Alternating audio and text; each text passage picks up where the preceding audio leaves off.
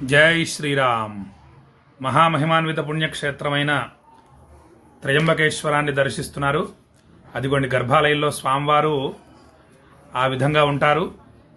హర హర మహాదేవ, హర హర మహాదేవ, శంభో శంకర. పరమేశ్వర స్వరూపులైనటువంటి పూజారి గారు త్రయంబకేశ్వర జ్యోతిర్లింగానికి అభిషేకం చేస్తున్నారు. అలా జలాన్ని తీస్తారు.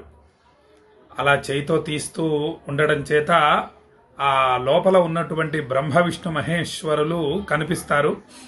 కనిపించిన తర్వాత తాకి నమస్కరిస్తారు స్వామిని. ఇది ఈ స్వామివారు త్రయంబకేశ్వర స్వామివారు ఉత్సవమూర్తి. స్వామివారు ఉత్సవమూర్తి. ఈ విధంగా హర హర హర హర. అది గోదావరి నది. అది ఆ గోదావరి నదిలో ముంచుతున్నారు స్వామిని, అభిషేకం చేయిస్తున్నారు. చేసిన తర్వాత ఆ నదీ తీరంలో ఈ విధంగా ఇక్కడ పెట్టి పూజిస్తారు స్వామిని. భక్తులందరూ కూడా దర్శనం చేసుకుంటున్నారు. హర హర మహాదేవ. అదిగోండి ఈ విధంగా త్రయంబకేశ్వర జ్యోతిర్లింగానికి అభిషేకం జరుగుతుంది. హరోం హర హర మహాదేవ మహాదేవ. త్ర్యంబకం యజామహే సుగంధిం పుష్టివర్ధనం ఉర్వారుకమివ బంధనాన్ మృత్యోర్ముక్షీయమామృతాత్. హర హరోం హర హర మహాదేవ. మనము త్రయంబకేశ్వరం వెళ్ళినా కూడా ఇంత చక్కగా చూడలేము.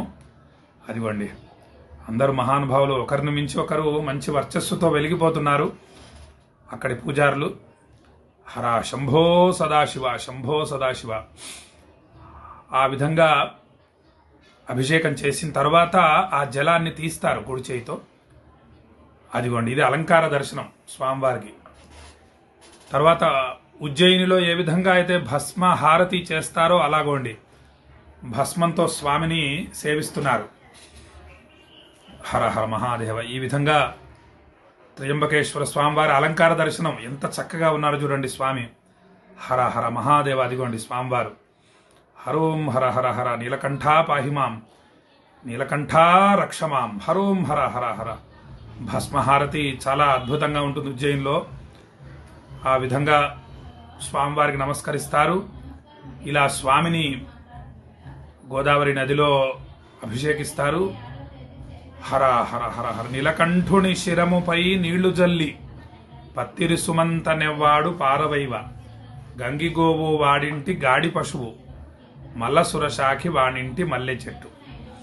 శివుడి శిరస్సు మీద కాసిని నీళ్లు అలా పోసి కాస్త బిల్వదళం పెడితే చాలు, స్వర్గంలో ఉన్నటువంటి కామధేనువు మరియు కల్పవృక్షము అభిషేకం చేసిన వాడి ఇంట్లో ఉండిపోతుందట. అంటే మొత్తం ఆయురారోగ్య అష్టైశ్వర్యాలు కలుగుతాయి స్వామి మీద నీళ్లు పోసి బిల్వదళాలు పెడుతూ ఉంటే ప్రతిరోజు కూడా. అదిగోండి ఎంత అద్భుతంగా ఉన్నారు. ఆహాహా స్వామివారు. అలా అలంకార దర్శనం అయిన తర్వాత స్వామివారిని జాగ్రత్తగా తీసుకొని వస్తారు. తీసుకొని వచ్చి భద్రపరుస్తారు. అదిగోండి స్వామివారు.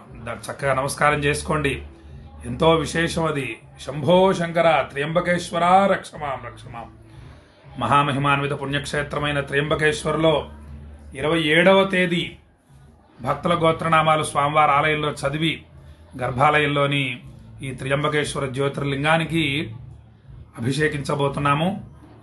హరిద్వార్ మరియు ప్రయాగ నుండి తీసుకొచ్చిన గంగాజలంతో త్రయంబకేశ్వర జ్యోతిర్లింగానికి అభిషేకించబోతున్నాము.